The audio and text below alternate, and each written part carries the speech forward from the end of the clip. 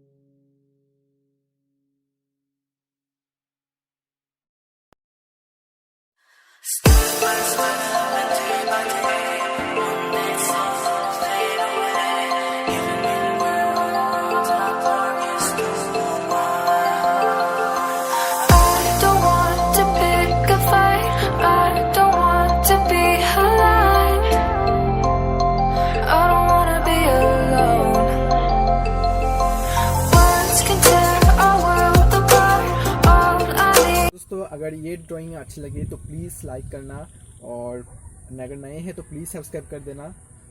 Share भी करना दोस्तों के साथ अगर अच्छे लगे तो, और भी इसी तरह मैं वीडियो लाते रहूँगा आप लोगों के साथ। मैं कोशिश करते रहूँगा। अगर कोई गलती हो, अगर कोई प्रॉब्लम हो तो प्लीज़ एक कमेंट में बताना, और मैं धीरे धीरे मैं इसको प्रोग्रेस करते रहूँगा। अभी तो इस नए जब स्टार्ट किए हैं वाटर कलर में, सो मैं अभी उसको प्रोग्रेस करते रहूँगा। So thanks.